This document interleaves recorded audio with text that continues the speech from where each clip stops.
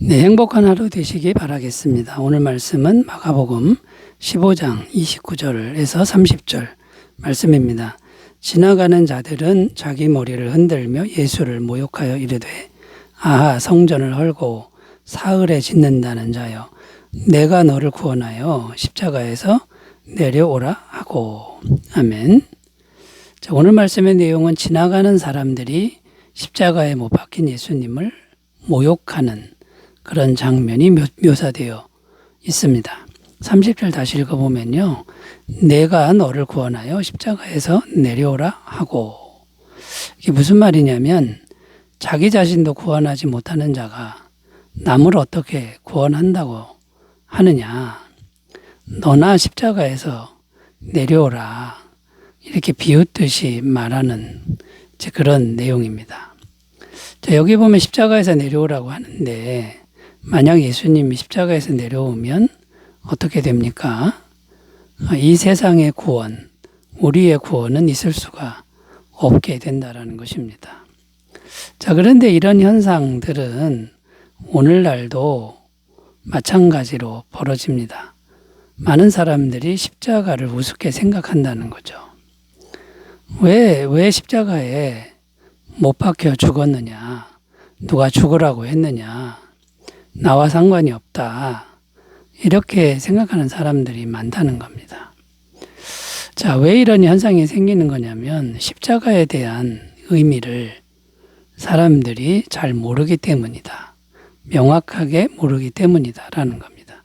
그래서 오늘은 이 십자가의 의미에 대해서 더 명확하고 더 자세히 설명해 주는 그런 부분들이 있다라는 겁니다. 십자가만 생각해서는 안 되고 십자가에다가 십자가의 의미를 더 잘 부연 설명해 주는 그런 주제들이 있는데 어떤 것들이 있는지를 오늘 본문 말씀에서 살펴보면서 함께 은혜를 나누도록 하겠습니다.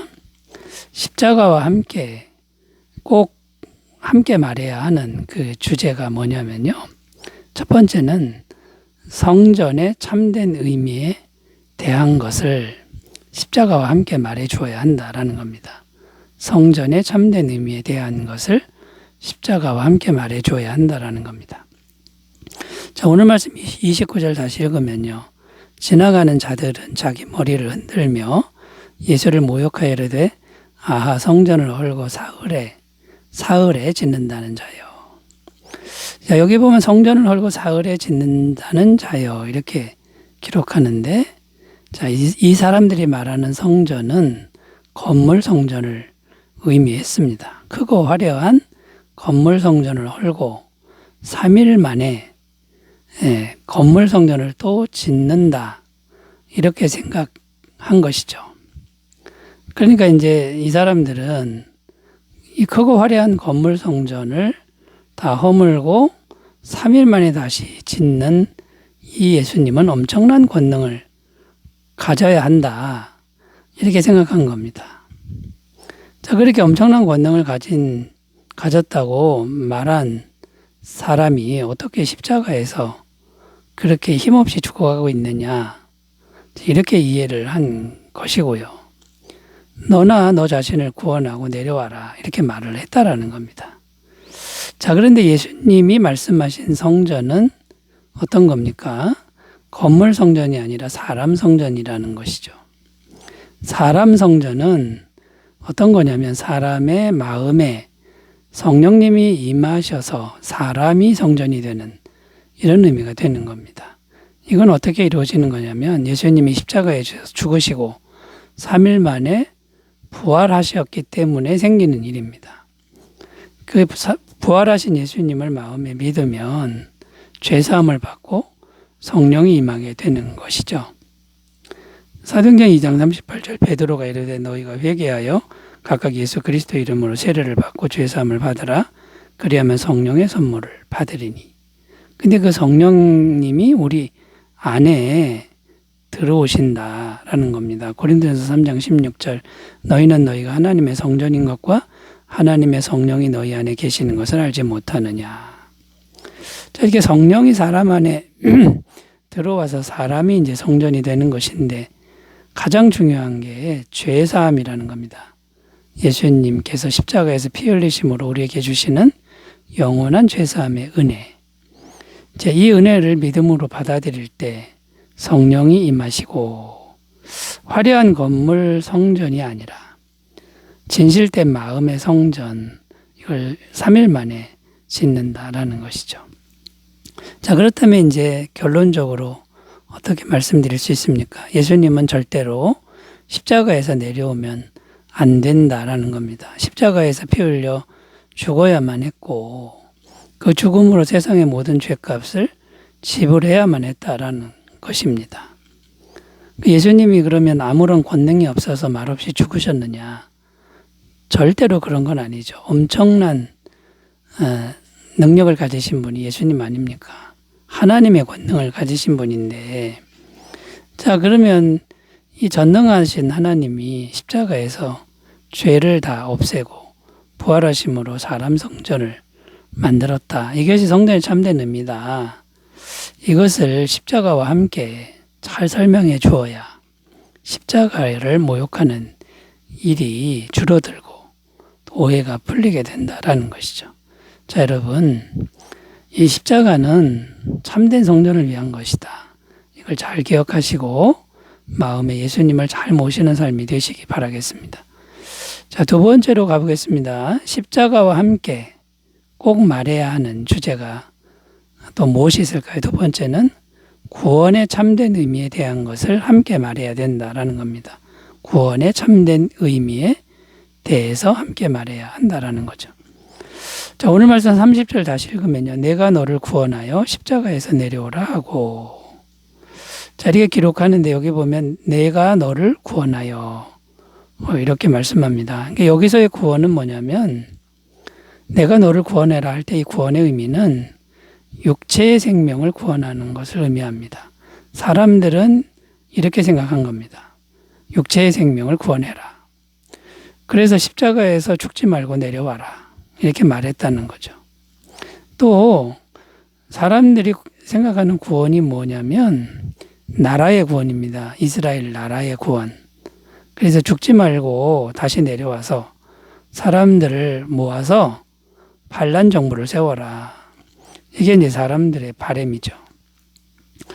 그런데 이런 구원은 진정한 구원이 아니라는 겁니다. 왜냐하면 지금 육체의 생명을 구해도 잠시 후면 죽을 것이고요. 또 나라도 이스라엘 나라도 자꾸만 외적의 침략이 오고 식민지가 또 되기 때문이다라는 겁니다. 자, 그렇다면 진정한 구원은 무엇입니까? 이거는 일시적인 구원이 아니라 영원한 구원이어야 진정한 구원이 된다라는 겁니다. 그럼 영원한 구원은 어떤 거냐면 영원하신 하나님과 연결되는 구원이 진정한 구원이다라는 겁니다. 자, 근데 영원하신 하나님과 연결되려면 역시 죄가 완벽하게 해결돼야 된다는 겁니다. 자, 그렇기 때문에 예수님은 십자가에서 절대로 내려오면 안 되었다라는 것이죠. 예수님이 십자가에서 피 흘려 죽으셔야만 죄가 완벽하게 해결되기 때문이라는 겁니다. 자, 그렇다면 육체의 구원이 중요한 게 아니라 영혼의 구원이 중요하다. 영혼의 구원이 중요하다라는 겁니다. 이 영혼이 중요한 이유는 예수님의 영이 우리의 영혼과 연결되고 교제하고 있을 때 영원하신 하나님과 연결이 되기 때문이다라는 겁니다. 자, 그러므로 우리의 영혼이 십자가에서 피 흘려 죽으신 예수님을 영접하고 믿고 교제하는 것. 이것이 바로 진정한 구원이고요. 그래서 십자가에서 내려오지 않고 피 흘려 죽으신 그분을 우리의 영혼이 영접하고 교제하고 기도하는 이 일을 우리가 꼭 해야 된다라는 겁니다. 자, 여러분, 십자가와 함께 이 영원한 구원, 영혼의 구원, 영원한 하나님과 연결되는 구원을 잘 설명하시는, 또 잘 이해하시는 삶이 되시기 바라겠습니다. 자, 세 번째로 가보겠습니다. 십자가와 함께 꼭 말해야 하는 것. 세 번째는 또 무엇이 있을까요? 십자가가 누구를 위한 것인가에 대한 것을 말해야 된다라는 겁니다. 십자가가 과연 누구를 위한 것인가에 대해서 말해 주어야 한다라는 겁니다. 30절 다시 읽으면요. 내가 너를 구원하여 십자가에서 내려오라 하고. 자, 이 30절 말씀 읽었는데 이 말씀의 뉘앙스를 잘 생각해 보면 이런 의미가 됩니다. 남 생각하지 말고 너 자신이나 구원해라. 이런 뉘앙스입니다. 그러니까 너나 잘해라. 이제 이런 말씀이 되는데 마치 남남처럼 말하고 있다는 겁니다. 자신들과는 상관이 없다. 너나 잘해라. 이런 뉘앙스죠. 자, 그런데 여기서 이제 질문을 해야 됩니다. 십자가는 과연 나와는 상관이 없는 일입니까? 이걸 질문해야 되는데요. 이사야 53장 5절 읽겠습니다. 그가 찔림은 우리의 허물 때문이요 그가 상함은 우리의 죄악 때문이라. 그가 징계를 받음으로 우리는 평화를 누리고 그가 채찍에 맞음으로 우리는 나음을 받았도다. 자, 이 말씀에 보면 예수님이 십자가에서 죽으신 거는 우리들 때문이다. 우리와 상관이 있다. 우리들 때문에 죽었다. 이렇게 말씀하고 있는 겁니다. 그런데 우리들이 어떤 존재들입니까? 예수님 알지도 못했고 관심도 없었고 죄만 가득한 존재가 우리들인데 우리들이 알지도 못한 그때 예수님이 십자가에 죽으셨다. 이런 말씀이 됩니다. 로마서 5장 7절 8절입니다. 의인을 위하여 죽는 자가 쉽지 않고 선인을 위하여 용감히 죽는 자가 호있거니와 우리가 아직 죄인 되었을 때에 그리스도께서 우리를 위하여 죽으심으로 하나님께서 우리에 대한 자기의 사랑을 확증하셨느니라. 이게 무슨 말이냐면 십자가는 세상 모든 사람들을 위한 것이라는 말씀인데 모든 죄인들 알든 모르든 모든 사람들을 위해서 죽은 것인데 그러므로 십자가를 보면서 세상 모든 사람들은 남의 일처럼 생각하면 안 된다. 이런 의미가 담겨 있습니다.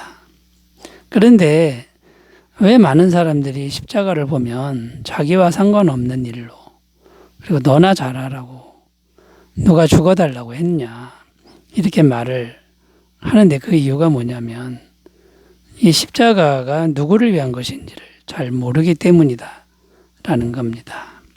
자, 그러므로 구원받은 성도인 우리가 십자가를 전할 때 꼭 설명해 줘야 될 게 있는데 그게 뭐냐면 십자가는 알든 모르든 모든 사람의 죄값을 지불하기 위한 죽음이었다. 이것을 꼭 말해 주어야 한다라는 거고요. 그리고 이 사실을 믿음으로 받아들일 때 그때에만 비로소 구원의 효력이 있다. 이걸 말해 줘야 된다라는 것이죠. 요한복음 3장 16절입니다. 하나님이 세상을 이처럼 사랑하사 독생자를 주셨으니 이는 그를 믿는 자마다 멸망하지 않고 영생을 얻게 하려 하심이라. 이미 모든 사람들과 관련이 있는 게 십자가인데 믿으면 효력이 발생한다. 이것을 잘 설명하시는 삶이 되시기 바라겠습니다. 기도합니다. 하나님 아버지 감사합니다. 오늘도 주님의 은혜 안에서 강건한 하루가 되게 하여 주옵소서. 예수님의 이름으로 기도드립니다. 아멘. 오늘도 좋은 하루 되시기 바라겠습니다. 감사합니다.